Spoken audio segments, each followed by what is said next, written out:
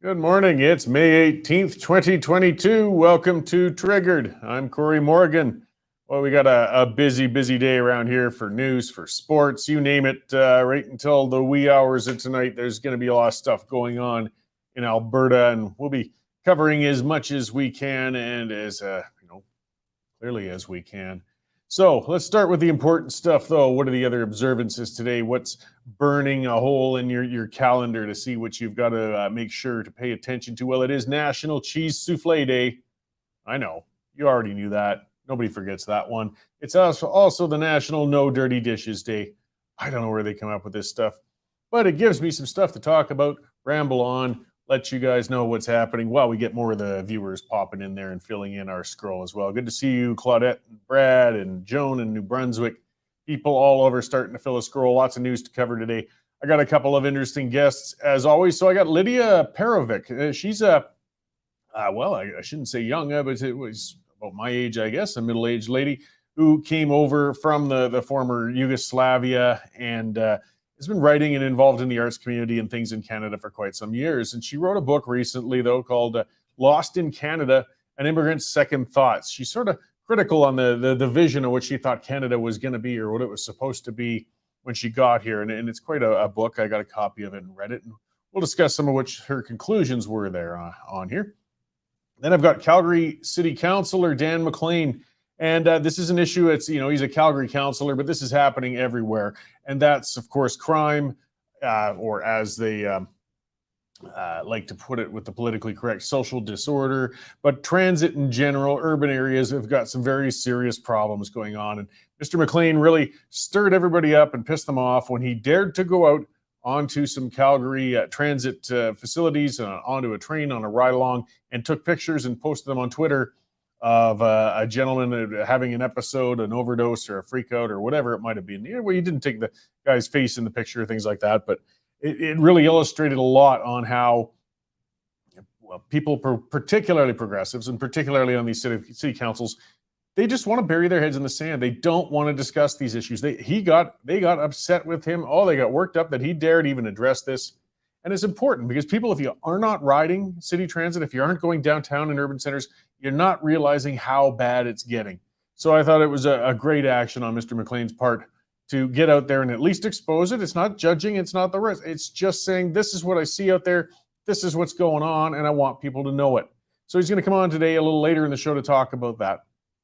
And it'll be a good conversation. It always is. So let's talk about the thing that's been top in the news. And as I drove in today, and there's going to be a lot to cover as well. I'll get into that a little later with the leadership review for Kenny, the Battle of Alberta. But the other top news item was inflation. More numbers are coming out. It's shooting up. It's high. People's standard of living is being pressured. We're having a lot of problems. And they're on the top of the news today. Well, you know what? Get used to it, because they're going to get a lot worse before they get better. So until enough people realize, and here's where the whole base of it is that the government is the problem rather than the solution. So until we realize that, until you start your thought there, we're going to keep sliding down the economic hole. Now, I don't want to travel down the whole rabbit holes of economic theory too far. It's a big, complicated area. But all one really needs to know when it comes to inflation is the simple and inviolate rule of supply and demand. When demand for a product exceeds the supply, the cost of the product rises. It's as simple as that. More people want it, they will bid on it, and the cost of it will go up. If you flood a market with a product, the value of the product will go down. We're seeing that right now with currencies, as governments use their central banking ability to create more money while borrowing to get by, while they keep spending. The money creation devalues the currency, thus the inflation. You're flooding it, the dollars aren't worth what they were, you devalue them, and the cost of everything else goes up relative to it. So while borrowing temporarily kicks that can of the consequences down the road, we still always pay for it. On the supply side, the government creates nothing. Never forget that. Government creates nothing. It only takes. It only costs. The government impacts supply through regulation. And this is where we see government interference causing inflation. Energy is the number one area in Canada where there's a problem. I mean, the cost of it going through the roof. And where are we sitting? Well, through shutting down coal generation, pipelines, oil sand expansions, delaying every other project from nuclear to hydroelectric with loads of red tape and regulations, the government has choked off growth in energy supplies. Since we can't live without energy, and since the cost of energy impacts the price of every consumer good we have, inflation, of course, quickly follows as energy gets squeezed, and as we're seeing right now. So when the government intervenes in energy production, we pay more. Demand can't go down. Turning on the lights or turning off your lights, and wearing a sweater won't cut it. We need energy. Housing, it's another need, and it's becoming less affordable all the time as well. And again, the government's the prime culprit. And again, it's through interference in supply. Municipal governments have built such onerous regulations around new housing developments, it's become impossible for builders and developers to keep up with the supply. In Calgary, for example, it takes 8 years for a housing development to go from concept to completion, and that's assuming it's even approved. Calgary city councillors were patting themselves on the back and crowing in pride in the fall of 2020 when they rejected applications to develop 11 new communities in the suburbs. Now they're scratching their heads wondering why houses have become unaffordable. Food costs as well, they're spiking. Much of that's due to the Russia-Ukraine war. But bear in mind, it's governments who start wars, not individuals. Government, again, is at the root of the inflation. It's at the root of this rise in your cost of living and putting you under pressure. So, with energy being a big contributor to the cost of food production, though, from everything from growing it to transporting produce, that ties in together. Did I mention Canada's government's hindering energy development? Fertilizer, another big factor in food production costs. Canada is looking at raising taxes on fertilizers in order to fight climate change. Yeah, so again, we're going broke, we can't make the bills, and our government's working its hardest to make everything more expensive. I mean, there's supply chain interruptions, and they've contributed heavily to inflation too, because products are available, they're not available, demand gets stunted, and the price goes up. But let's not forget, it was the government that caused those interruptions. With everything from vaccine mandates on truckers to outright lockdowns and shutting down businesses, the government caused the supply chain disruption that we're still working through today. It's a whiplash effect. It's going to take years to get out of this. Now, some people may or may not, as a separate discussion, felt whether or not lockdowns were justified in fighting the pandemic. I don't feel they were justified, by the way. That's fine, but let's not forget, it was the government and nobody else who imposed those lockdowns. Government can't run businesses, nor can they create products. As I said, they're just parasites. They're horrifically inefficient when they try. I mean, despite countless world examples of failure, we still hear a constant chorus of fools calling for the government to do such things as get into the housing market or even nationalize oil. Ask some people from Cuba or Venezuela how well that all worked out for them. The government can and does try pouring money through subsidies into areas in order to ease the cost of living as well. But of course, that only increases demand on something while the supply is still missing. So it just leads to more inflation and, of course, tax increases, and your cost of living goes up. Regulation, another area, another tool of the government, such as rent control, is always a failure as well. All that does is drives private money out of the rental industry and creates a shortage of supply. Getting back to those basic rules again. When the government tries to fill the supply directly, government-built houses, then we get slums, then we get scandal, then we get scams. Check out some of the housing projects in the northeastern United States if you've ever been out there to see how well government housing works out. It's quite something.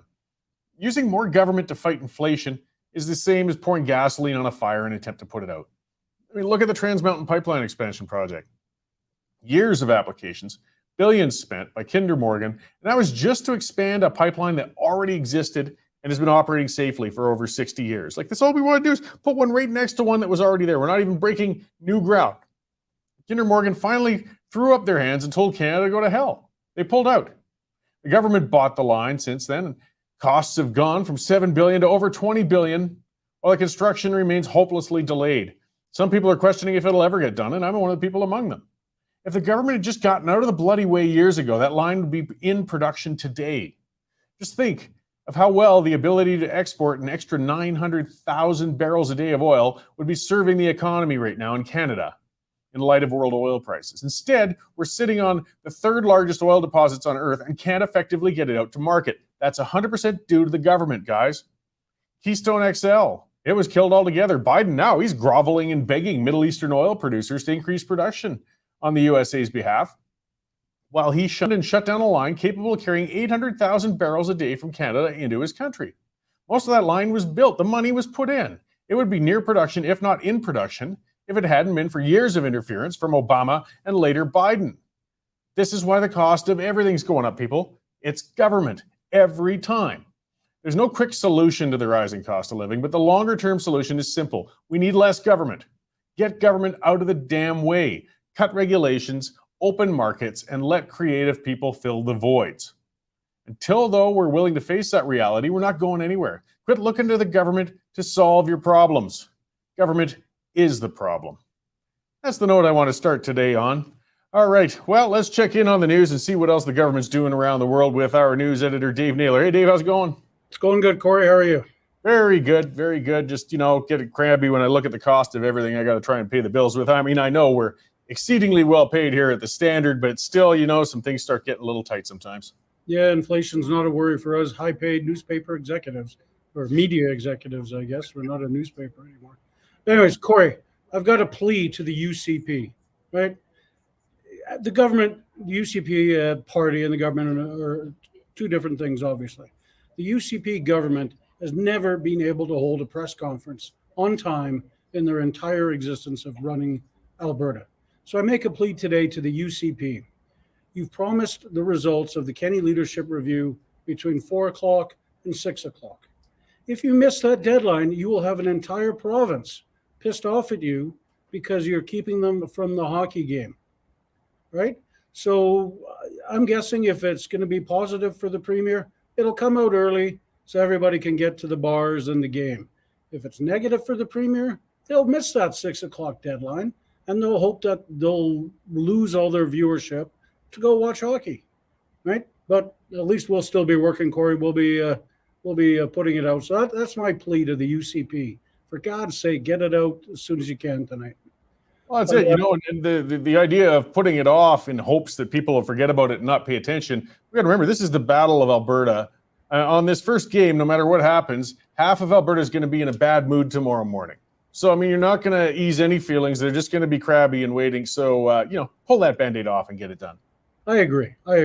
Sooner the better. Speaking of which, our Rachel Emmanuel has got an exclusive with the Premier at the moment.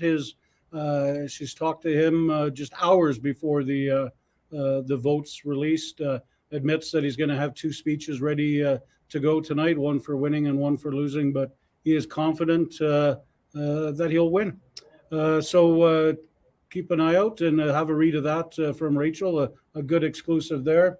We've got the MPs on the Heritage Committee have voted to ask the government to kill the proposed merger of Rogers and Shaw. They say it's no good for Canadians, so that's interesting. A $26 billion merger that still needs government approval. We've got a story on the feds seeing the dead. More than $2.2 million has been given out to dead people in the last year. So maybe that's what you and I can do, Cory. We can fake our own deaths and try and get some money that way to help us deal with inflation. Our Mel Risden's got a story on trained sniffer dogs could soon be used to smell out COVID patients before they fly. You've got the bomb detecting dogs and the drug detecting dogs. Now you could have the COVID detecting dogs at an airport near you. On the website, if you missed it this morning, we've got the Danielle Smith show. That's up there for your listening pleasure. The Ontario NDP has unveiled their pharmacare plan if they ever get elected, and of course, doesn't look like there's any chance of that according to the polls. And your own producer Nico has written an opinion column on the film and arts sector in Alberta, getting lots of government money spent in there. And Nico's very bullish about the arts sector, lights, camera, action. Away we go. So good for Nico on that. I'm sure he's rigging the system to make it the most read thing of the day, and good for him.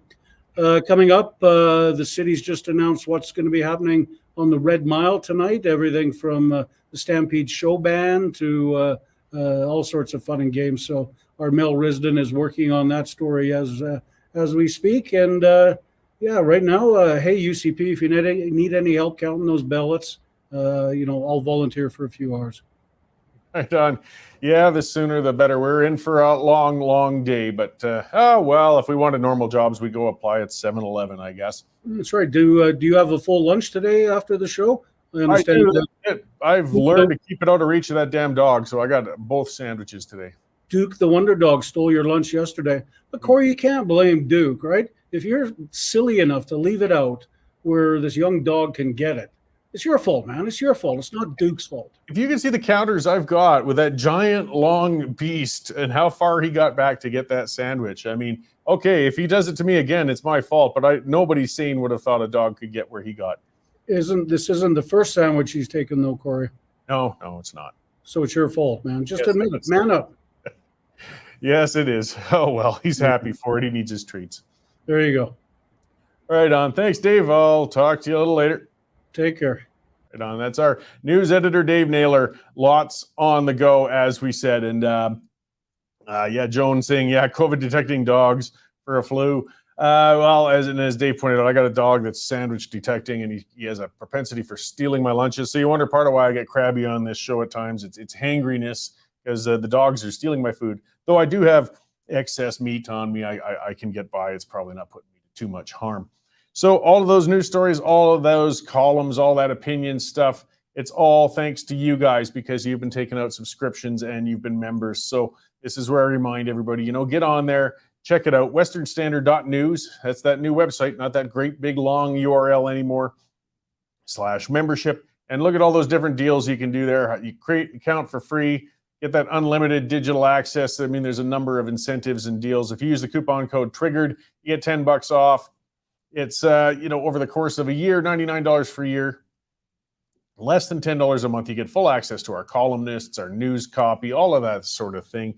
And again, it helps support us so we can keep bringing you independent news without being told what to say, what to do, or any of that by the government. And I'll move on as well to our sponsor while I'm at it. And that one of them it's Bitcoin Well, because we are capitalists. We sell products, goods, services, and promote things. And hey, if you want to get your product or service on the show, send me an email. Let's talk. We can see if we can promote things for you or on the site in general. Either way, Bitcoin Well.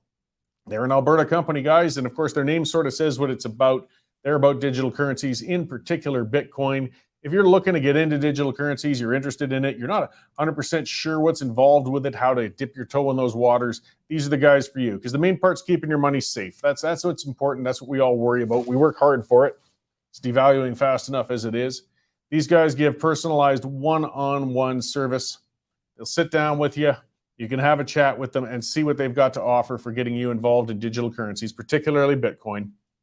And maybe it's not for you. Maybe it is. The main thing is you go to their site and they will show you what it's all about because it's new to pretty much all of us. It's different, but we're interested and it's certainly making a lot of news. So check them out, bitcoinwell.com, and take control of your money. Okay, so let's see where else are we at before we get to our guest spot. Again, just that reminder, guys, tonight, yes, we've got a lot of specials going on. The coverage will start at 3:45. We're going to be going on live. And as Dave said, so what the UCP has told us is we're going to get the results of the review sometime between 4 o'clock and 6 o'clock. And as Dave said, 9 times out of 10, Premier Kenney is always late with things. But hopefully today will be the exception. But tune in. We've got a whole bunch of guests we will be discussing for a long time prior to the release of the results, of course, and after the release. So, I mean, the better part will be afterwards because we'll know what we're talking about. For the first part, we'll be bloviating at length, the usual windbags that we are. But all the same, we can lay things out. And as I said, there's a number of guests to cover things and talk about it because it's an unprecedented event in Alberta. I mean, when have we had such an odd leadership review a year before a general election like this? Can't help but be interesting, at least for political weenies like us. Plus, with the Flames and Oilers playing tonight, we will want to get that all out of the way before the game starts, but we'll see. It is out of our hands.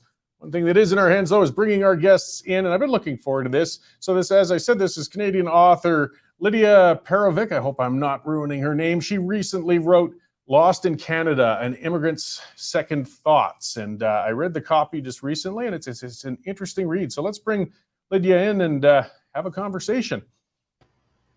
Hey, how you doing out there? Hello, not too badly.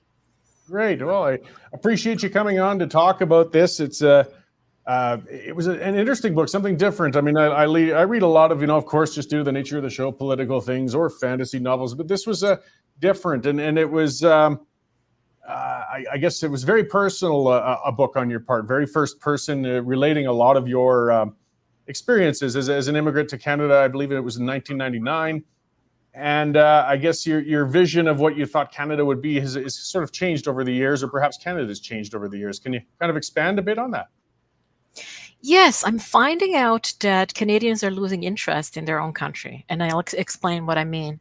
There's no thinking about the future. I think we've become very inward looking, and we've become obsessed with the past. We are not entirely sure we are one country and one nation. As I mentioned in the book, I use the Ernest Renan definition of the nation as this great solidarity of all of us in the past, people who will live in the future, and ourselves across all our differences. And our differences have become so acute, and some argue irreconcilable. And this is new for me. I grew up in the Balkans, and I know about Balkanization. I know what happens when differences become fundamental, essential, non-negotiable. I know what happens when people say we are not a we are all these different kind of groups that cannot see eye to eye. And I know that there have been historical injustices. That's in every nation, in every region of the world. But the idea is, can we have a conversation and then perhaps look to the future and find a way to become a we again? So that's been preoccupying me lately. Yeah, well, and the perspective you bring is fantastic for that. As you said, I mean, the whole term Balkanization came from where you came out of. You refer to it as Montenegro. It was all considered the one whole area of Yugoslavia at one time. It shattered with what we thought in the West actually was, we thought it was a relatively unified area, but we didn't understand the subtleties and differences and things that were going on. And when they become too acute, the breakup can end up violent in the worst sort of ways between people who are compatriots not too long before that. Yes. And the dangerous thing is when you start questioning the laws and start deciding, oh, for this kind of event, people like us are not going to obey the law. And that's going to last, let's say, for 3 weeks. Or for this kind of historical injustice, we'd have to be breaking the law somewhere in this particular region so that these issues could be addressed. And there's more and more of that. Now, of course, we've imported a lot of the American culture war stuff. And for the last couple of years and longer, a lot of people in the US have been questioning that they are one polity, that a lot of groups have been saying, no, we don't, this is not our country, these are not our laws, both on both sides of the spectrum, both left, a lot on the left, and a lot on the right as well. So that's a very strange point to find yourself in when you're questioning the laws. You're like, we're all live now in some unceded territories. We're all permanently reconciling. In the U.S., there's a similar similar argument that you should be redressing and repaying the debts to the formerly enslaved population. So it's conversations that are ripping apart to the point of almost no reconciliation. So it's getting a bit strange. Maybe I'm exaggerating. Maybe because I did grow up in the Balkans, I get a little too sensitive when it comes to these things. Well, I mean, the trend, and it has definitely changed. I mean, recognizing that we have a history, recognizing that things were done wrong and done incorrectly is fine. But as you put it, it's become obsessive. And one of the things you called out that is a risky territory to even question or talk about. But a lot of people, they quietly talk about it. They say, boy, these land acknowledgements. I mean, everywhere I go, I've got to constantly sort of bow my head in shame over what happened here 100 years ago. Yes. And it divides us. It doesn't bring us together. I mean, the goal should be unity and understanding, but in reality, it's making people feel guilty about their own self-worth. It's dividing unity across the country. And I don't think it's reconciling the people who really were harmed with the past injustices. Absolutely. It doesn't improve a single Indigenous life, actually. It's a grand gesture. Oh, I can't tell you. I don't know the situation in Alberta, but oh my God, all the arts events and culture events here start with elaborate land acknowledgements. And it's really bizarre. No, it doesn't help actual Indigenous people. It doesn't change anything. Rather than, I mean, we can talk about the over-representation of indigenous people and in prison population, in crime and femicide, and that's a pretty serious topic that we can discuss. We can discuss, I don't know, we can discuss specific things like supply of clean water to reserves, things like that, economic success.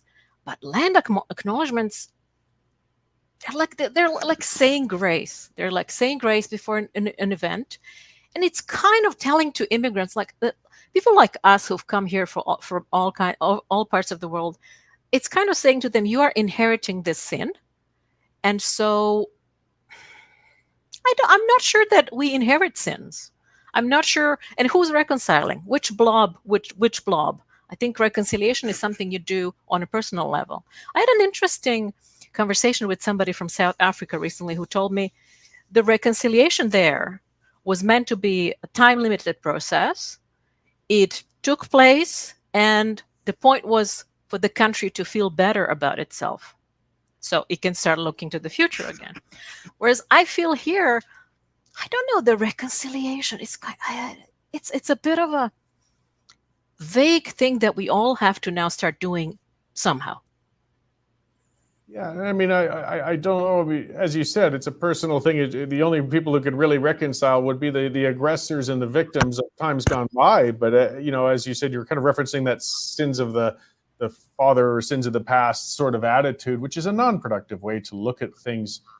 We don't want to repeat any bad histories, but it's just good to see a different perspective from somebody coming from outside, because we get raised into this all the way. I think we're of similar age, but we see more of a slower progression on what's happening, and you're getting a better perspective of what's being done. And these acknowledgements, while again, I think well-meaning all the time, they just, even on radio stations, I see them take breaks between songs sometimes, and they'll spend 2 minutes to acknowledge everybody who was here before me. Well, what purpose does this serve? It is very odd. It's very odd. And again, it undermines the idea that we are one country. We actually have a lot of problems in common, as I mentioned in the book, and the Quillette excerpted second chapter, I believe, which is about land acknowledgement. We have so much in common. We share so many problems. We have enough problems in common that we really don't have to insist that there are certain problems in which we are irreconcilable. So I believe we do, as a humanity, we have much more in common than we want to believe. But somehow, I don't know, I guess some people profit from this insistence on irreconcilable differences. Yeah, Quillette article, actually, because it's good for people if they want to see what the book's about and get an excerpt. It's called Canada's Racial Balkanization. So you can get a taste of what's in the book and see, because there's much, much more in it, and that's part of the subject. But so that's one of the most divisive areas. And as I said, what you wrote was very personal, and you talked about, I guess, as being a young person, you left your family, you came here, established yourself, and now you're starting to. My interpretation is question whether you're settled, whether you have an identity here. Your mother passed away. You write at length about that, and but you haven't quite bonded necessarily within Canada and feeling comfortable here. And that's supposed to be what our whole intent is, as a nation drawing people in, is to have people come in and make a home and feel happy with their decision. And unfortunately, you're sort of second thinking it. Yes. Thank you for reading all those parts, the personal parts as well. It's I read the whole thing. Great. Thank you. Well, especially, it's probably different in small towns, but especially in large towns in Canada and North America, I think we tend to hunker down within our own ethnic group if you're a member of a big, large ethnic group. And that kind of makes sense, because that's the easy way into the country. You have your own schools, you have your own social events, you have your own churches.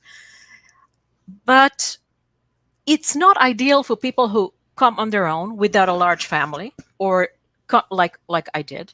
So I was a total immigration jock.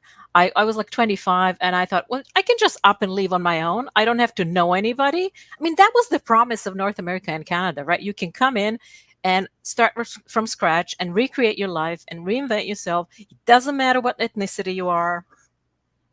It doesn't matter if you're not wealthy. I know that our immigration systems, especially when it comes to highly qualified immigrants, favor well-off immigrants because you have to have a bit of money. But even with that, people like me who have never been high income or even stable middle income have come, and managed to survive, and now I'm on my third book. And not a lot of people, not a lot of countries have this kind of thing happening, where anybody from anywhere can come and settle and thrive in many ways.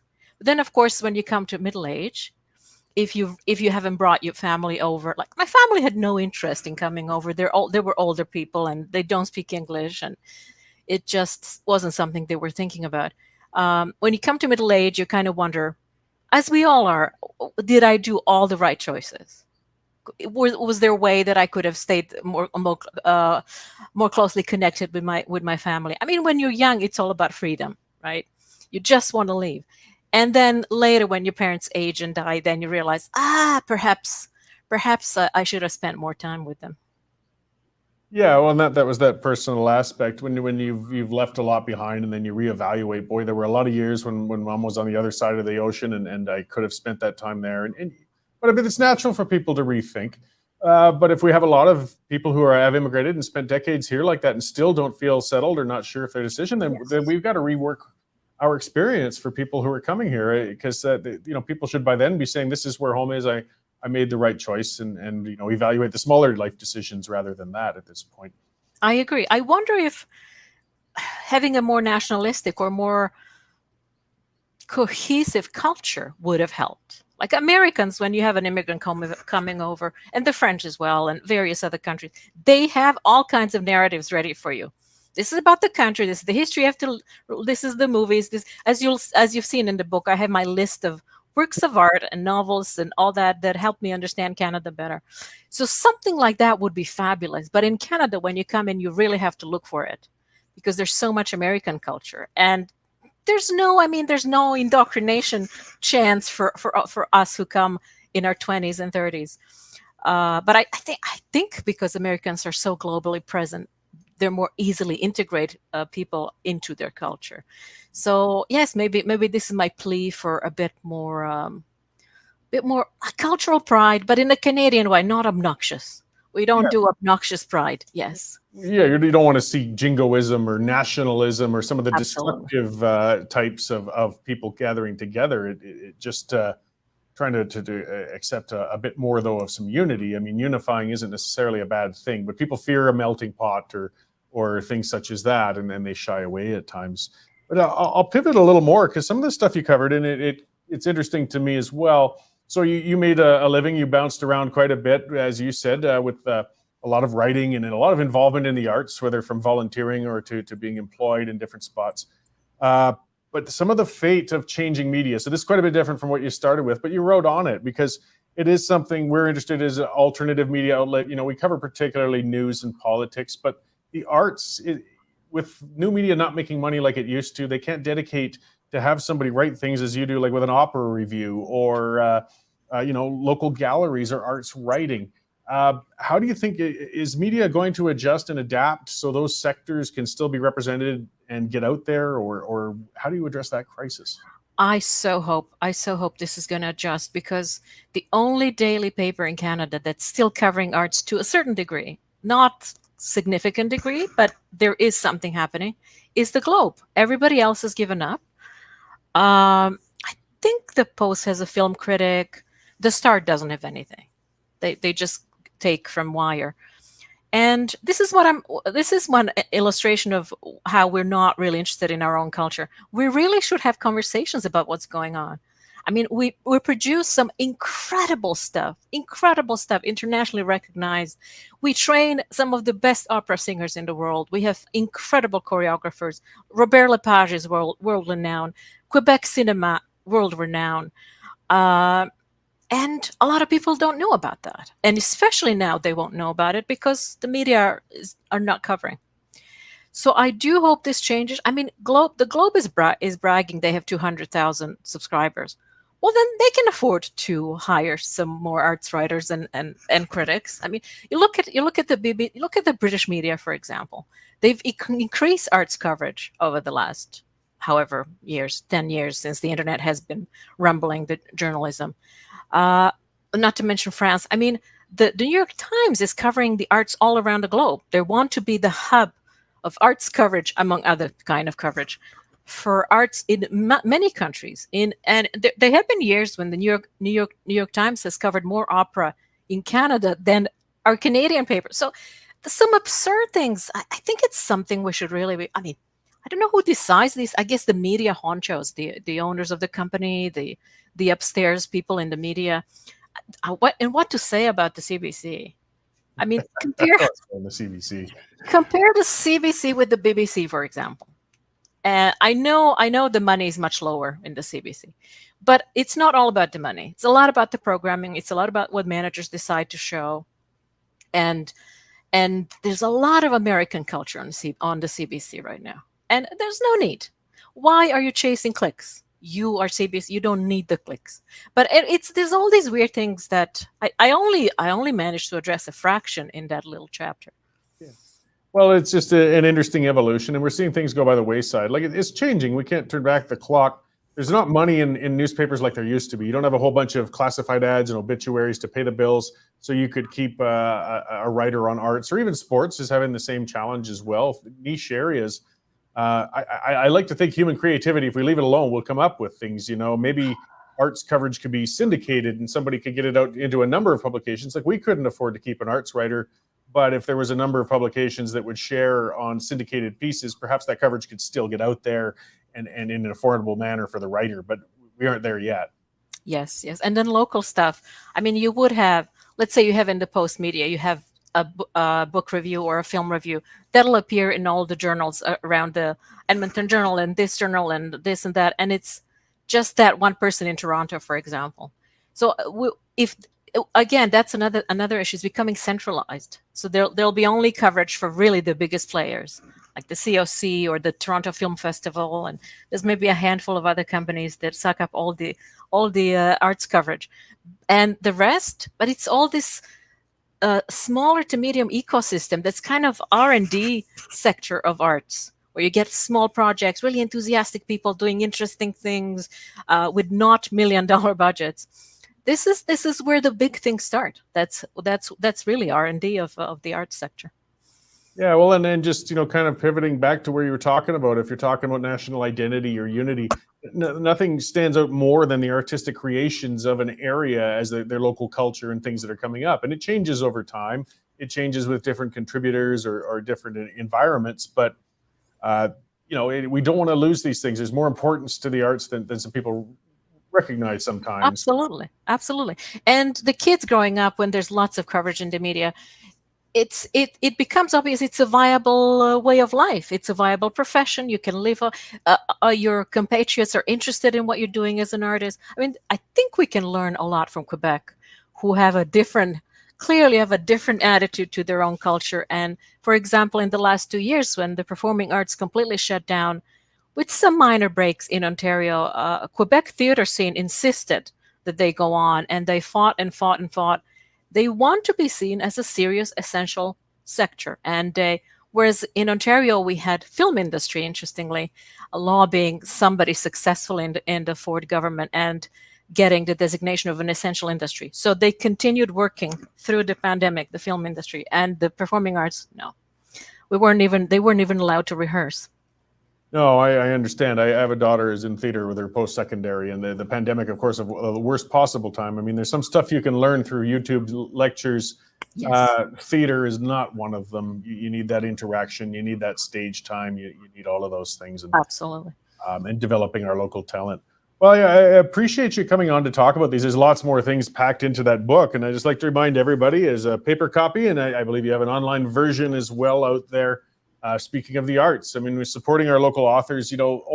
I'm still old-fashioned. I love books. I love getting them on the shelf. I love reading in bed, not from a pad, but from a paper copy. But it's falling by the wayside. We're getting all of our information in little bites right now, and on That's Twitter and little things. So I appreciate people getting out there and writing, and it's not an easy route to making money or getting a message out, but it's still happening. So. It's wonderful that you're taking interest in books. That's just wonderful. Great. Well, thank you for coming on to talk about that today and your experiences and for putting it into a book. Where can people find more information about yourself and this book and past books that you've written? Just Google my name and things will pop up. As of recently, I have a Wikipedia page as well, which was great news. So that's things will pop up. Just put my name in the search engine.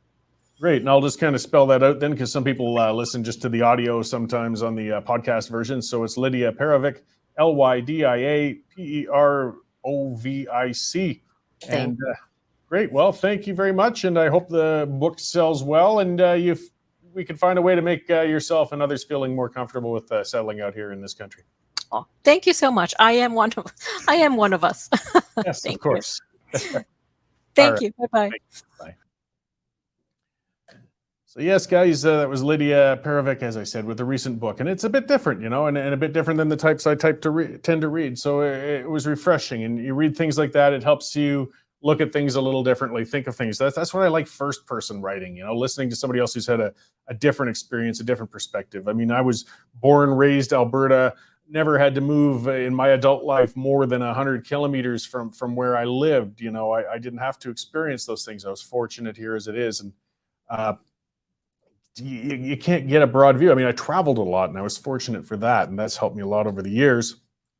But immigration and things I've never had to do. And it's important. A tremendous amount of our Canadians are, came from somewhere else. And of course, their parents did and things like that. And we've got serious problems.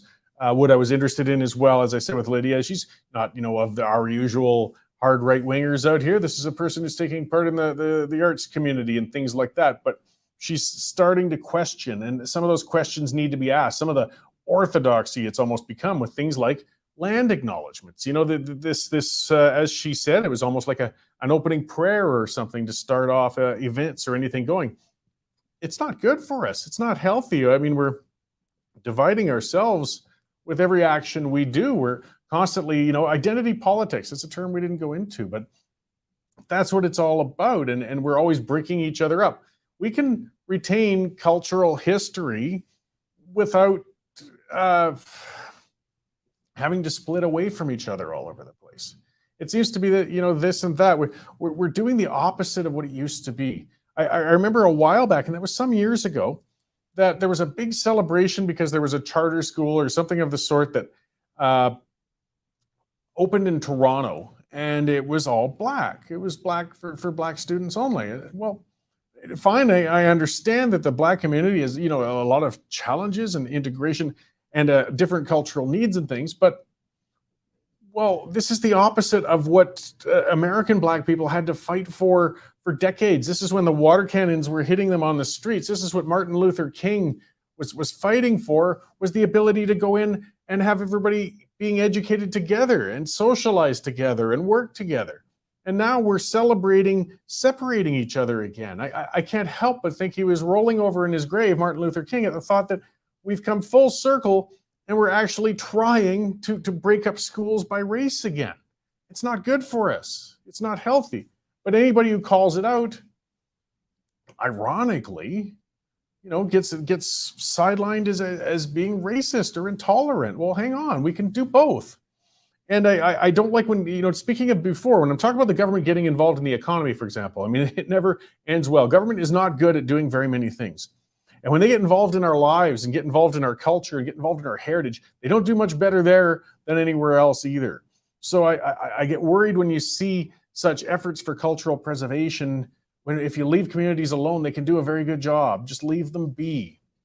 The Chinese are a fantastic example. Look at the horrific abuse they had to endure in the early days of Canada when they were brought in as Chinese immigrants were brought in as cheap labor. They were put into horrific conditions. When the railroads were done and we didn't find need for them, that some were packed back onto boats and shipped back across the ocean. It was horrible. Or later on with the Japanese, they were interred, in camps because of World War II, and they had their property stolen. They were stuck out in strange areas, but they endured and they maintained their culture. Go to a Chinatown, and it's great. I mean, you get a little snapshot, and there's Chinatowns all over North America. Every large city will have one.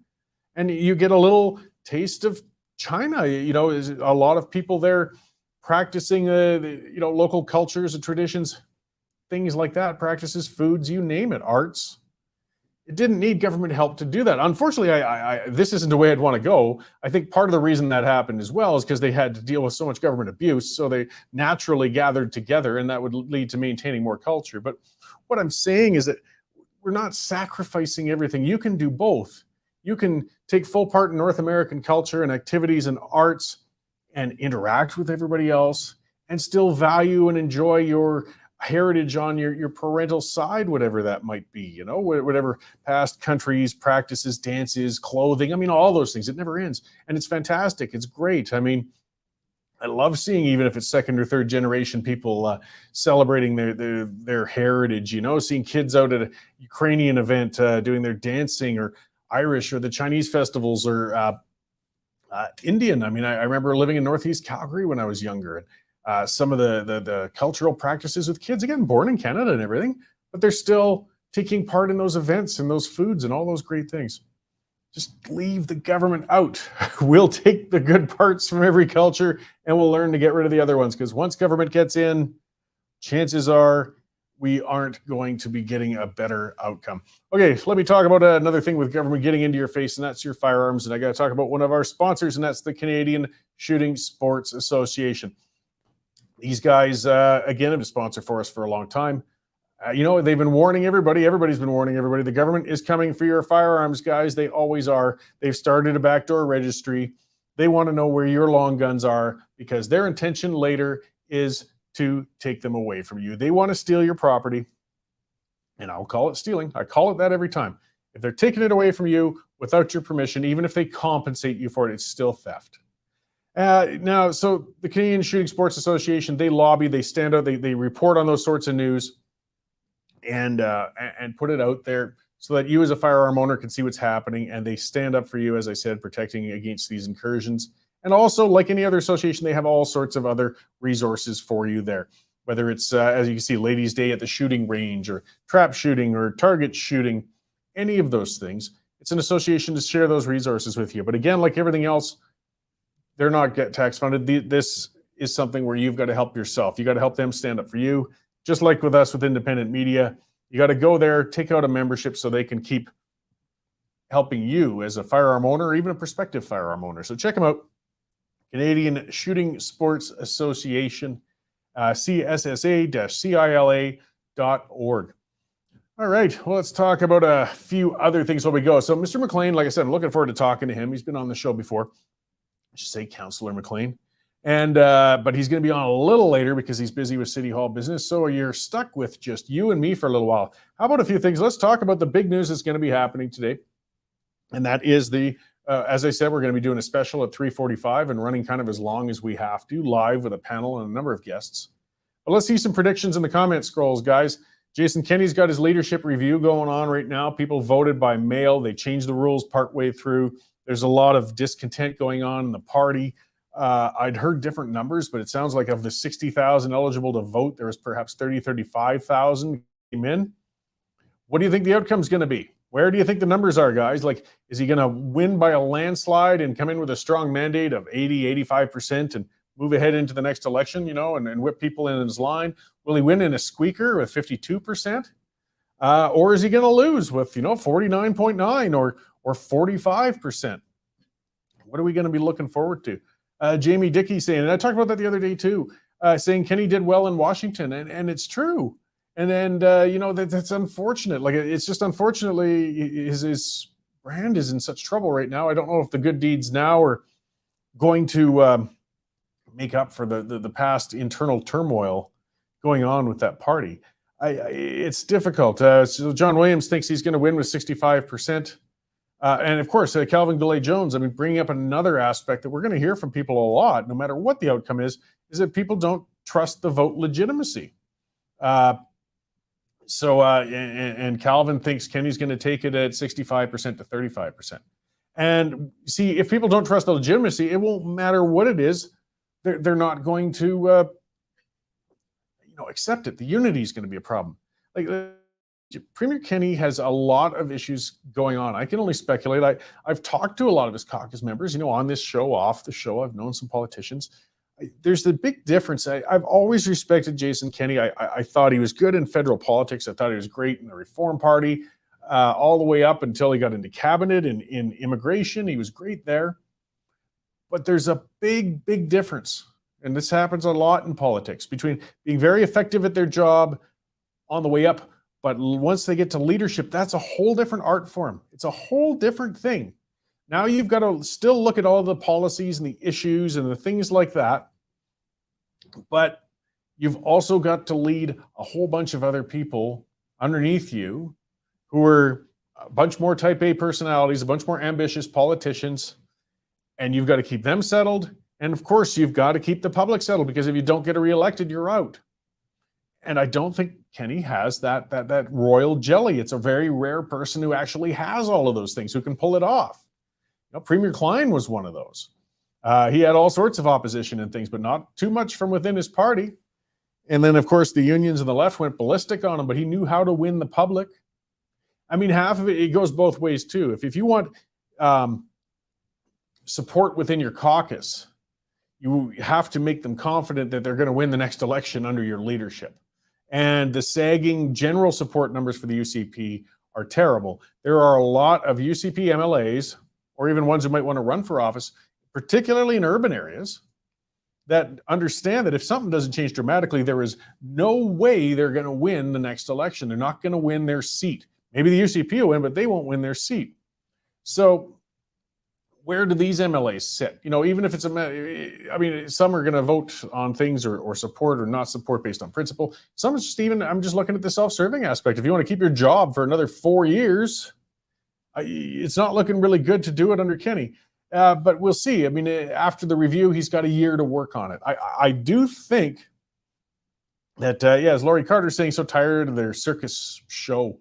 And we're seeing that everywhere too. This is a thing we do as conservatives. That's not unique to Kenney. You know, a new party formed in Saskatchewan. Here we go again, right? We've got another political party out there. Ontario's got a new conservative party out there.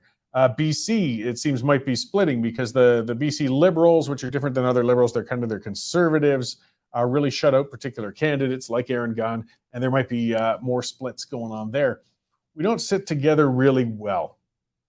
But as Pamela Jones-Kenney saying, if he wins, he'd be well advised to reconcile with those in his cabinet.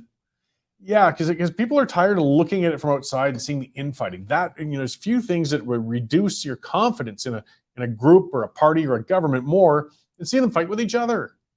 You know, how well are they going to manage everything else if they can't even manage themselves? And as I said, Kenney can't seem to figure out how to manage the people below him in his own party, whether it's cabinet or the MLA level. And if he hasn't figured it out by now, I'm not very confident that he will. Now, even if he wins narrowly, let's say 55%, boy, as far as a leadership review goes, that's 55% of the members, not the public in general. That's not good. Leadership reviews with popular leaders, internal party reviews, they're usually anywhere between 70 and 90%. So that's pretty weak. Though he has said that'll be enough for him to carry on, but will it? Because then I see party members saying, no, I'm out, I'm gone, and they're going to cross the floor. There's going to be some MLAs, I suspect, who are going to take off. Though some other people are going to pull together as well. They're going to say, okay, that's it. We don't have time for any more shenanigans. The general election is a year from now. We've got to just bite back our criticism. That's definitely what the approach is going to be, assuming he's in anyways, is saying, okay, that's it. We don't have time for any more internal looks, reviews, dissension. We got to prepare to make sure Rachel Notley doesn't win a year from now. We get 4 more years of NDP. That's where they're going to push. They're going to say, pull it together, get together, let's make this work.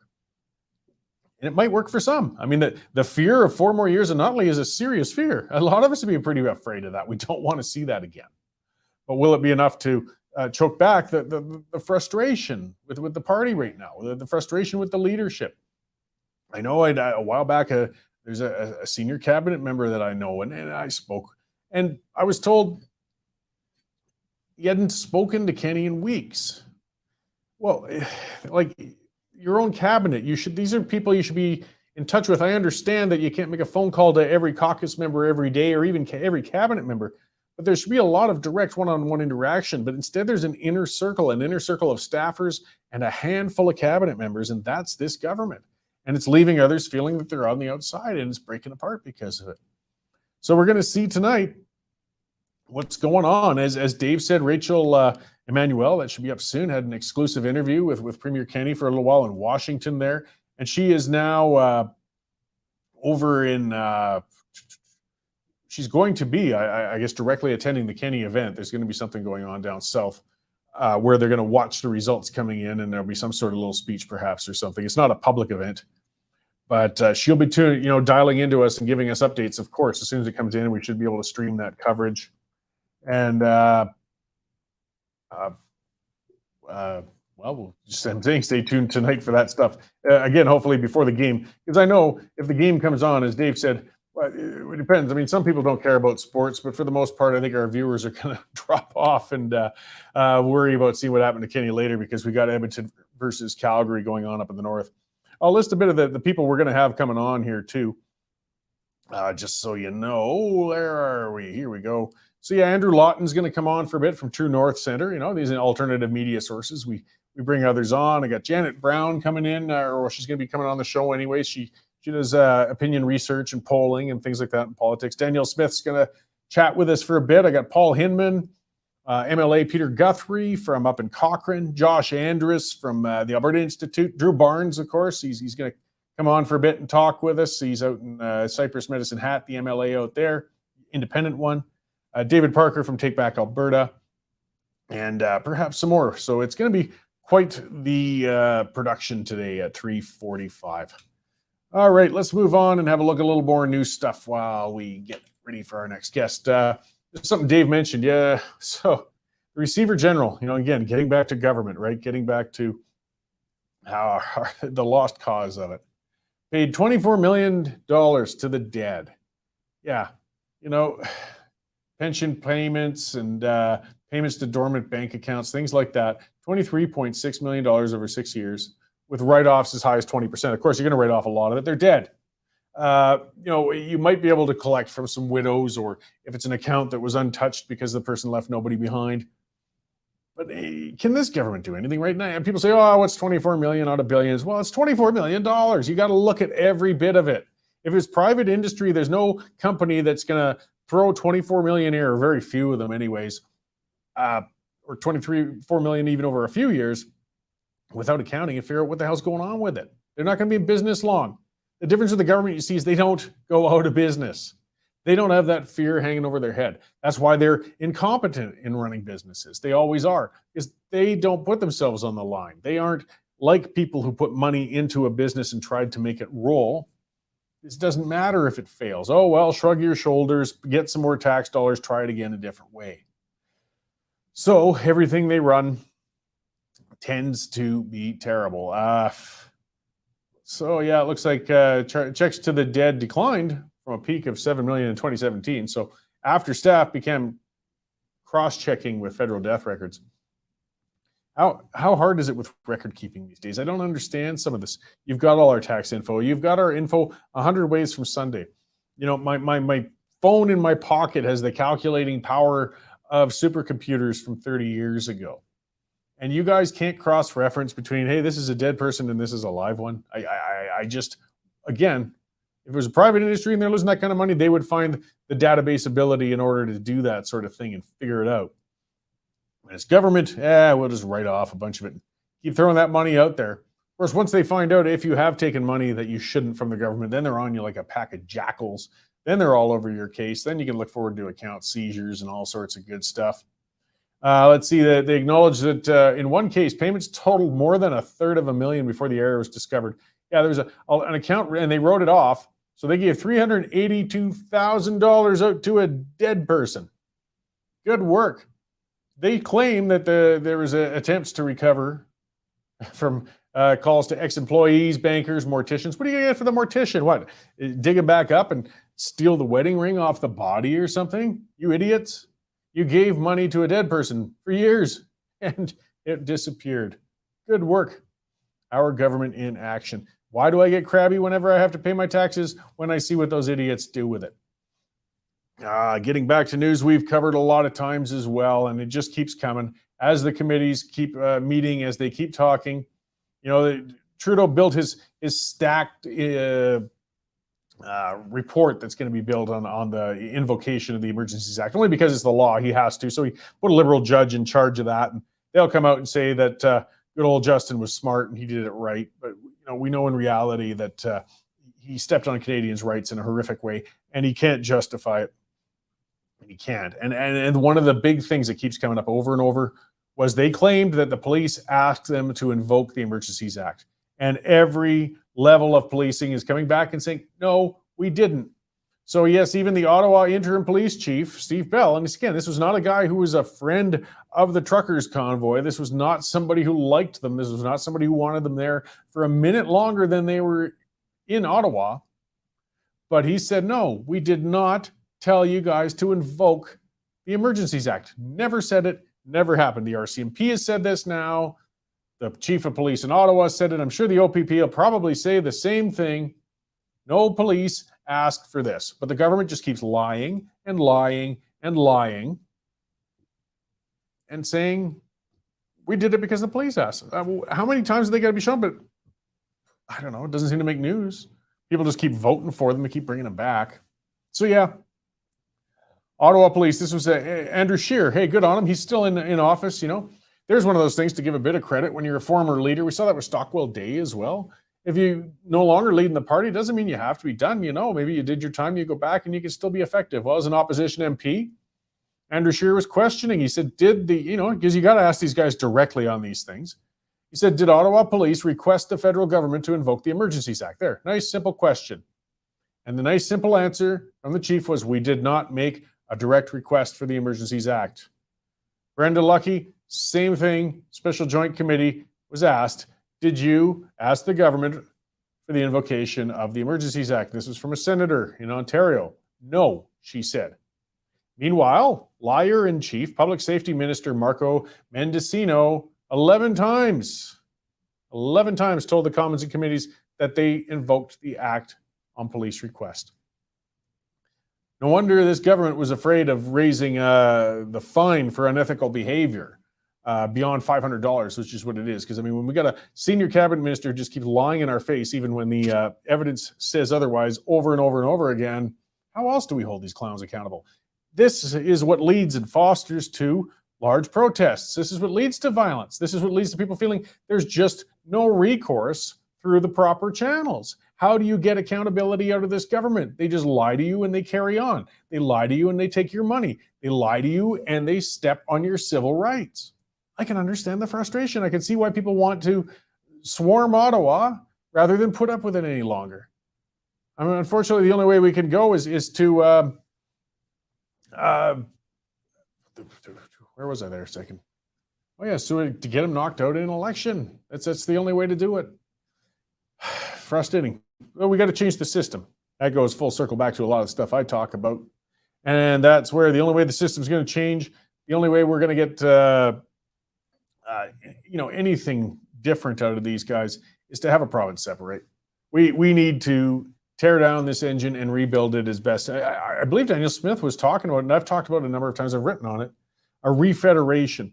That's a concept that the Byfields, Ted Byfield used to talk a lot about way back in the 90s. And then, when I led the Alberta Independence Party, it's one of the things I remember going, he had a radio show with Sun FM and I went on there and he talked about that at length.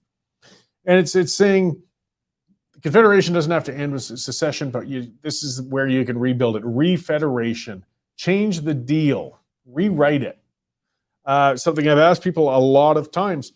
And it's a good conversation piece for the people who say secession shouldn't happen. Well, okay. If you were in Alberta or Saskatchewan or any of the provinces in the West right now, and let's say they were all independent states already, they were just humming along, doing their thing, and Canada came to the doorstep and said, let's join, let's make a confederation, let's all come together in one big nation and all be big happy family. I was, okay, that's interesting. What's the deal? And they offer you this constitution. They offer you this charter. They offer you this balance of power. They say to you, we're going to have a appointed Senate that's hopelessly balanced towards Central and Eastern Canada. We're going to have a prime minister who appoints the entire Supreme Court along with the senators. We're going to have seats, weighted. We're going to have equalization that's going to drain you regularly and funnel it into Central Canada.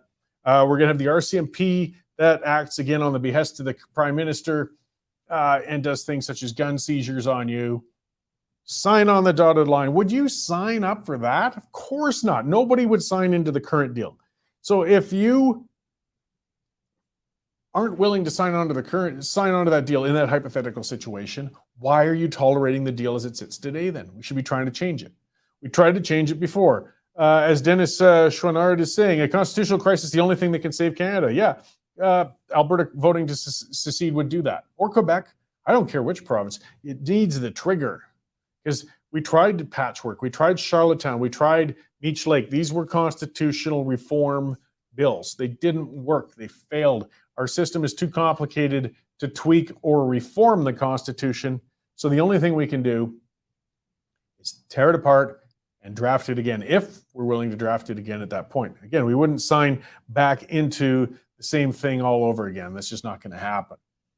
But until then, we're also stuck with, because I mean, we got to get realistic with a lot of other things too. And there's a lot of us, as people are pointing out, the Alberta Prosperity Project's moving around out there. The Paul Hinman with the Wilders Independence Party is out there. The Maverick Party, a lot of autonomy pushing sorts of organizations, parties, groups. But the support's not there yet, guys. It's not there yet. So we've got to keep working at it. You got to work on two fronts. One, building that base of support for independence and autonomy. Because do you want the reality? You'd be lucky to get 25% in a referendum tomorrow. That's reality on that. I know, I've knocked doors on that platform before. And we had back then polls showing 10, 15, 20% support for independence. And when push comes to shove, when a person actually votes on a ballot for a party that has that written on their sleeve, 1%, 2%, they don't want to go yet. So you got to build that basis. And that might take a couple of years. That still might take a couple of decades. So in the meantime, that's part of why we're here. That's part of why we got politicians. That's part of why we do the show. We still got to work with what we've got, do what the hell ever we can with the system we're stuck with. It's tough. It's going to be challenging. It's going to take time. So again, I mean, you can't just throw your hands up and say, we won't do anything until we're independent. Well, the world's going to go on without you, and you're still going to be getting screwed. So you might as well fight as you can within the system, but keep working as well on the one and only way change the system, and that is to invoke a constitutional crisis of some sort where we can bring ourselves to the point of actually redrafting it. But yes, either way. So I'm going to keep watching Ottawa and reporting on it as futile as it might feel. And Minister Mendocino, yes, he said we had robust exchanges with law enforcement, including the RCMP. You know, it's getting back to that story. And Scheer asked him which police agency asked for the act. Mendocino said there was consultation. He didn't say who or which, because he can't, at least for a change, I guess he dodged rather than outright lied like he had been before. Getting back to Klein, you know, speaking of popular leaders, then ones who can lead and do things. So he didn't do everything right. Sylvia saying Klein didn't spend money foolishly. That was his strength. That was part of it. But, you know, and that's the thing, if you watch with Premier Klein, one of the things I think people should study more with him is his rise and drop in power. So he came in on a fiscally conservative platform, very heavily so. He ran against Nancy McBeath, who was the favorite. She was a very red Tory. It was, you know, in the early 90s to replace Premier Getty. And at that time, Lawrence Decore was the Liberal leader. The Liberals were coming in on a conservative platform. They were, because the PCs had spent so badly that we were so far in debt, and they put money into a bunch of scandalous rip-off ventures like MagCan and Novotel and a few other things back then. And the interest rates were through the roof. So financial accountability was in. People were into it. And the Liberals were actually placed to win the election in Alberta. Klein turned it around because he came from the right and he said, we're going to cut. We're going to get the books back in order. We're going to get things together. And he won. And of course, as soon as he got in, he actually did. There's one of those strange things out of a politician. He actually did what he said he was going to, and he started the cuts. And of course, the usual suspects. And I tell you what, if you want to see another factor on everything that's going wrong in government today, there's one word: unions. Yes, particularly public sector ones. They fight every positive change we could possibly do. Everything from teacher discipline for teachers who abuse children, to just getting the books in order, to getting a reasonable healthcare system. But Klein went up against those unions, They protested like mad, for those of us old enough to remember. They were kicking on the doors of the legislature. They were going crazy. And all the usual left-wing writers, oh man, Premier Klein, he's not going to make it past one term. There's no way. People are furious. This cutting is awful. He is going to be knocked out of power before 4 years are up. He's going to be finished. Well, so what happened? He hit the general election in his first 4 years, and guess what? He increased his majority. Yeah, it went up. Ignore the bloody pundits. Ignore the screaming, whining unions. Just do it. Albertans appreciate it. They will vote for it. Do it confidently. Do it without lying. Do it straightforward. And we can pull it off. 4 more years, the cycle was almost just the same. The unions went bananas. There were threats of general strikes, and he was heartless, and blew up the general hospital. Yeah, that old, antique, decrepit, falling apart hospital in downtown Calgary. They got rid of it. They had to. And guess what? He increased his majority again. Look at that. Ignore them. But then something changed. And I remember that as a viewer, as a watcher. One of the things that kind of changed, Klein was always known as Ralph. He was Ralph. He was Premier Ralph. He was the guy you could go to St. Louis and have a beer with. He was the guy who showed up at events in a denim shirt. But now he was showing up in tailored suits. And now there literally was a thing put down to radio hosts and others. Don't call him Ralph anymore. He's to be called Premier Klein. Fair enough. It's a title of honor and respect, but it showed the change in his attitude. He'd been in too long. That gets back to kind of the talk about term limits. But he was turning into the old kind of politician. He was falling into the ruts, sitting with the same sort of people. The spending went up. The spending went up dramatically. The surpluses were shrinking. And he was trying to buy his way out of tough situations like so many politicians do rather than fight. The term he used on his own was fire in the belly. He said you had to have the fire in the belly. And, these guys, they don't want to give up. They rarely do. And I understand that's your life goal. You've hit the apex. Sometimes they got to go with a foot on their butt. That happens with so many of them. It happened through the 90s with Chrétien as well. He didn't want to go. But his own party finally said, they pressured him out. And with Klein, he got, 55% in the leadership review or 52? And that's when he said, okay, I got to go. And he left. He didn't want to, but he left. And the reason, though, he left is because why was he losing popularity? He'd lost track of why he was there. The fire wasn't in the belly anymore. He was spending like mad. Let's see, Ashley saying, and he said to the Easterners, go home, bums and scums. Okay, I'll clarify a bit of what happened there, because there's a couple of things, myths from the 80s and 90s. That's from a statement, actually, when Klein was mayor of Calgary, and he referred to Easterners as creeps and bums. Back in the 80s, there was quite an influx of people coming from the East, and they were some of them were less than savory. I was a kid in Banff at the time, and they would come out there, live under the bridge. And there was a lot of regionalism. People weren't too happy. The National Energy Program had screwed us pretty deeply very recently. So yeah, that's what he said, and everybody got upset. But of course, all it did was make people love him all the more. The other one is let the Eastern bastards freeze in the dark. That was not Klein. A lot of people attribute that to him. But it wasn't. Actually, that was just a bumper sticker that was very popular. And that kind of came about more before Klein's time as a premier and more when he was mayor. I think that was during the Lougheed years and more of the big fights. That's when Doug Christie had the Western Canada concept on the go. Either way, getting all the way back, it's been a long time since we could look at a leader who seemed to have really galvanized people and got stuff done and did that well. The series that followed, we had Ed Stelmach, and then we had Alison Redford and Prentice and Rachel. Now we've got Kenny, and I don't know how many we've got to go through to get a leader who can really bring Albertans together like that again. But hopefully we get that soon. And we are at some sort of turning point tonight, as I was kind of leading in on that. I don't know what that turning point's going to be, and I don't know what's going to happen. But, there are going to be some interesting results to come in on this review. I suspect most leaders would have left after this much opposition from his own caucus. We're going to talk to Danielle tonight. That's interesting. I can't believe she's still, I've talked to her since, but she does her show here regularly, that she wants to get back into politics again. When she did the floor crossing, I wouldn't talk to her for years, as did a lot of us wild rosers, but whatever, you get over things. But I didn't think she'd ever get back in. We'll see what happens. But one of the things she always said on her radio show as well was that it's when your caucus turns against you that you're done. That's what took Stelmach out. That's what took Redford out. Once the caucus says we're done with you, you're out. Kenney, though, his caucus, not all of them, but a whole lot of them have been going off like raging squirrels, and he's still just clinging in there. So it seems maybe he's done. He's just the only one who doesn't know it yet.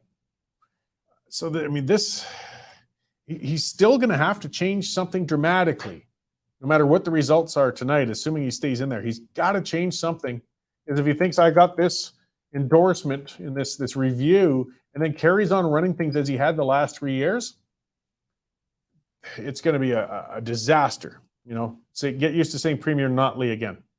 It's not going to happen. So he'd better really be reevaluating what he's up to. But okay, I see our next guest starting to get ready in there, and that's Dan McLean, right on time, actually. That's good. I know he's pressed for time. That's why we're running a little longer on it. But I've been looking forward to talking to Mr. McLean, Councillor McLean, I should say. And he's on his first term, and he's already pissing off that crazy city council, so I can't help but love that. And but doing it in a productive way. He's not just trolling. He's looking out there and talking about things for his constituents. So let's bring Dan in and have a conversation on what he's been up to. I see you're in the obligatory Flames jersey tonight, Dan. You betcha. Go Flames. Right on.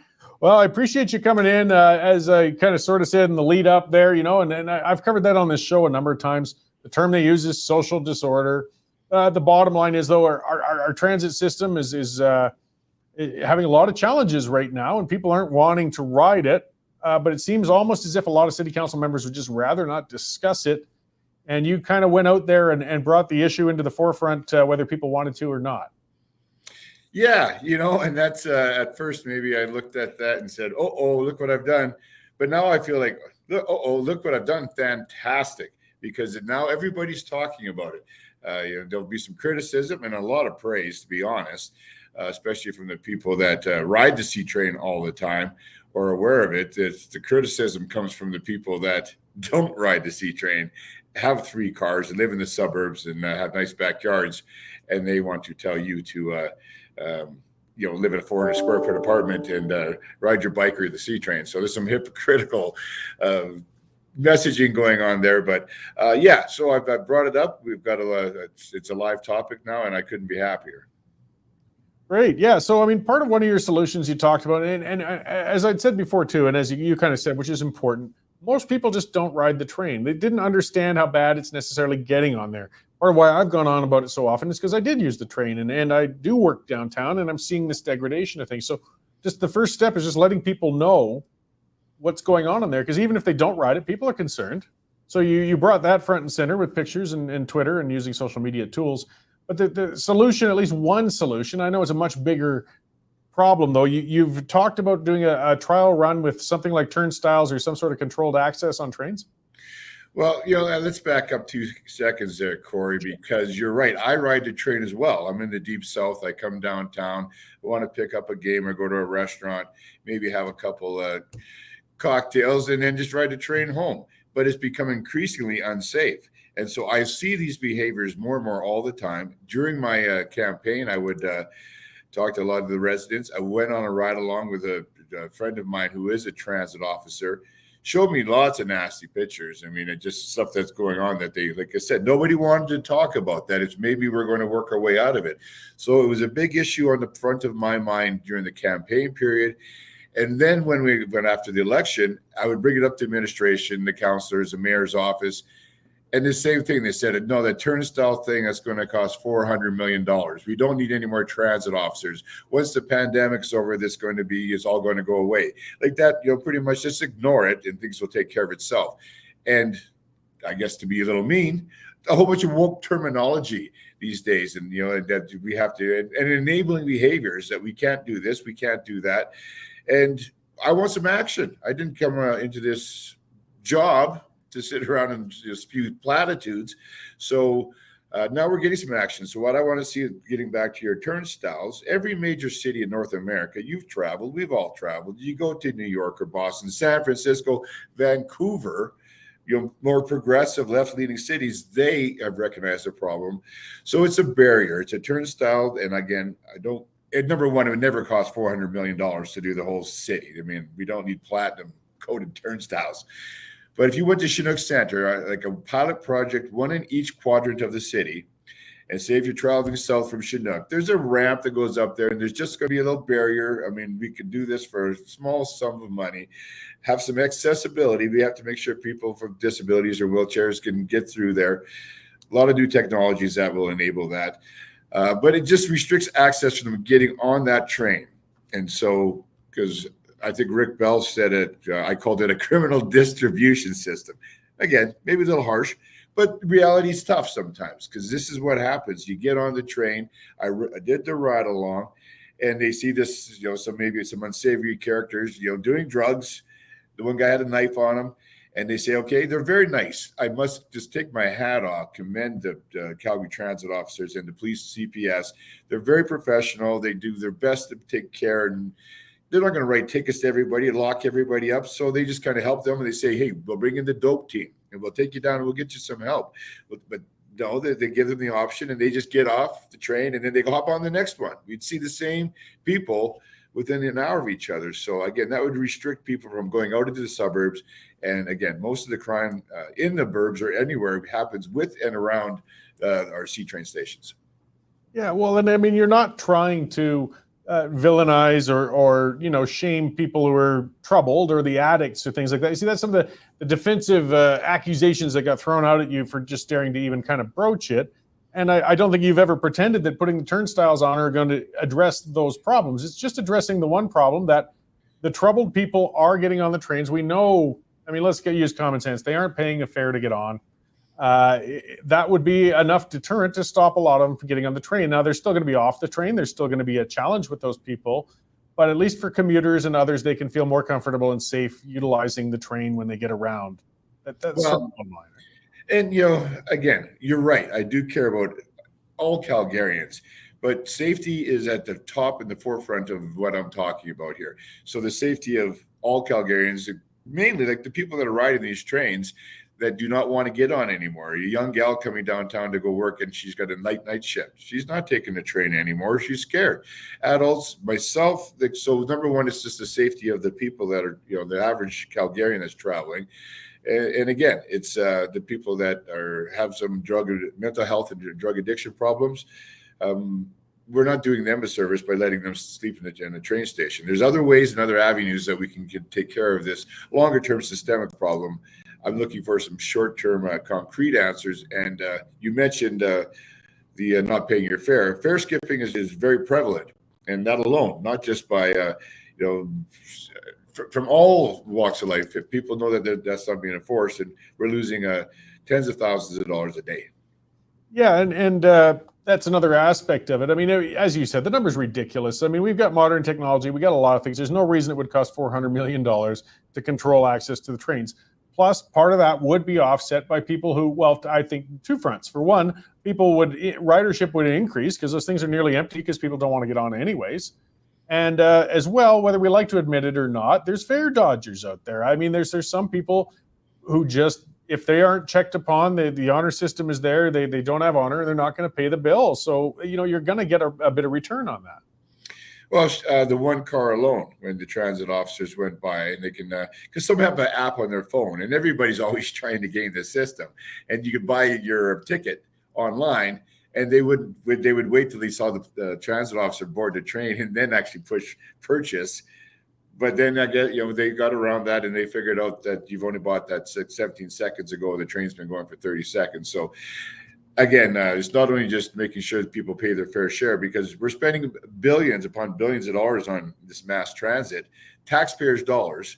And so let's make sure that it's hopefully paying for a share of it itself. And like I said, another way of doing that, of course, is not just the turnstiles, but increased transit officers. We have less than 100 for the whole city. There's one place when I went on the ride along, there was just 2 for the entire south quadrant of the city on duty, and they had 1 van. So administration, the good news is, Cory, that because we brought this up and are making some noise and getting engagement from all sides, the administration, the mayor's office, other councillors, we're talking about increased hiring and training some more transit officers, and maybe doing this pilot project. So taking some concrete action. So I can be more happy about that. Yeah, well, and it's good to see an outcome. I mean, you're not just complaining, you're proposing a potential solution for it. And it's a big problem. I'm surprised, again, that some of the people who have been so pro-transit and, to be frank, anti-automotive, aren't seeing the bigger issue here, too, that Calgary's got 54% ridership return from 2 years ago before the pandemic began. I mean, most cities have seen their transit ridership increase close to the comparable levels prior to the pandemic. Almost half of Calgarians haven't returned to the buses and trains. So let's talk about this. I mean, there's a real problem here. Yeah, well, not only that, there's this thing called the Green Line that's going to cost billions of dollars that we're going to build a new one. So let's get this system working. Hey, I like mass transit. I mean, there's all sorts of emerging technologies for our transportation. But as far as, like you said, with the C train itself and the buses, let's make them safe. Again, the core issue to me is the safety of all Calgarians. So let's people deserve to feel safe when they're riding the train or the bus. Yeah, well, and as you said, I mean, just to kind of tie to a bigger issue, we don't have time to get into, but like the defund the police bunch too, and things. People saying, oh, well, because I've pointed out downtown also off of the trains have got some serious problems. They say, well, you want to criminalize addicts or start arresting homeless people on site? I said, no. But as an individual, I feel more comfortable if I know there's officers in the area to respond if something goes wrong. And I'm a sizable middle-aged guy. How must it feel for a small mother with children or a senior citizen or others? If you've got that presence, you can feel more comfortable in moving around without having an adverse, interaction, I guess you could say. Well, and again, another key point of this whole conversation, and again, like you said, maybe the defund the police group had came and criticized me, and I said there are larger systemic issues and that we can address, but let's make sure we stay in our lane. This is where we have a problem at City Hall all the time. The city cannot, the province is in charge of mental health and addictions, Minister Mike Ellis, in his office. And I've been working and talking with him and his chief of staff, Marshall Smith. They're doing a lot. They're pretty smart characters over there. That's their wheelhouse. So I took a handful of councillors over and met with them at McDougall House a couple of months ago so that we can work on common solutions, because the city, again, our responsibility that we have the levers to maneuver are police and transit protection services and in bylaws and do the turnstiles, things like that. Those are things that we could do from our own budgeting and and bylaws. So we do have to work with the province in tandem on some of these longer core issues. And again, Cory, let's be honest, some of these people, there's some people that are just down on their luck and they maybe just need a little bit of help. And then there's the next person that maybe is addicted to drugs and they need a little more help. They need to be maybe taken off the streets and detoxed and help them out and get them back on the street, get them productive citizens. And then there's other ones, I guess, taking from Marshall Smith's wordology. And you'll see in other cities, they're starting to do this in San Francisco, where they're, unfortunately, that their meth or whatever their life has happened to them, they take longer term care. So we need facilities where we can take them off the streets and help these people, letting them just roam around on the transit systems.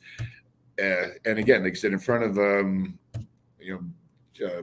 what do you call it, busking or asking for money. This isn't helping them. It's not helping anybody. So we have to start addressing some of these problems head on. Yeah, well, I appreciate it. I mean, you're a little more than halfway into your first year, your first term year, so you're getting into the issues and proposing solutions. That's just always what's refreshing. Hey, I'm here to complain. I'll point out the issues. You're the one who got to come up with the solution. So you're doing that sort of thing. So I appreciate that, and I appreciate you coming on to talk to us about it today. Where can people find more information or constituents reach out to you if they have concerns? Yeah. Just any email to ward13@calgary.ca. And again, this is what you should get into politics to do, just to try to look at some issues. And this was a big one. And again, it's only been a few months that we've been here, but we're tackling this issue. There's a lot more, some other things we've got to do as well. But this is a big one. If we want to revitalize the downtown and make it a vibrant community, come down for games, entertainment, all these things, that's the first thing we've got to do. We've got to make it safe. Great. Well, thank you again for taking the time to talk to us. And yes, go Flames go. And I hope we can talk again soon, Dan. Thanks, Cory. You have a good day. All right, thanks. Go Flames. Yeah. So yes, that was Councillor Dan McLean. As I said, he's in his first term there at City Hall, and he's not afraid to get in and do stuff, which is good. We see a lot of, I always used to call them mushrooms. They go into City Hall and they make a career of it, and they just if nobody moves, nobody gets hurt. And some of them, unfortunately, last for 20, 30 years at a time in those roles, but they don't really accomplish a lot. So it's good to see councillors hitting the ground running because, it should be more than a paycheck. So, and I appreciate him coming on to talk today. All right, I'm going to go because we got a whole lot to prepare for the show tonight or this afternoon with the special live coverage of the leadership review as it goes. Tomorrow, I am, again, as well going to be back on at 11:30 in the morning as usual. I'm going to have Rachel Emmanuel, our reporter, so she can talk about what she saw there at the review, and an interview with Jean Charest. I talked to him about actually his policies on crime, which is a good one. And to be honest, I found Mr. Charest is, as far as he's a red Tory and sort of a man from the past, he had good common sense ideas when it came to justice, and we'll always give credit where it's due. So thanks for tuning in, guys. And for those who still are available at that time, watch the Western Standard channels. 3:45, we're going to be back on. We will be covering the event with a whole bunch of guests and such. So see you all either this afternoon or tomorrow.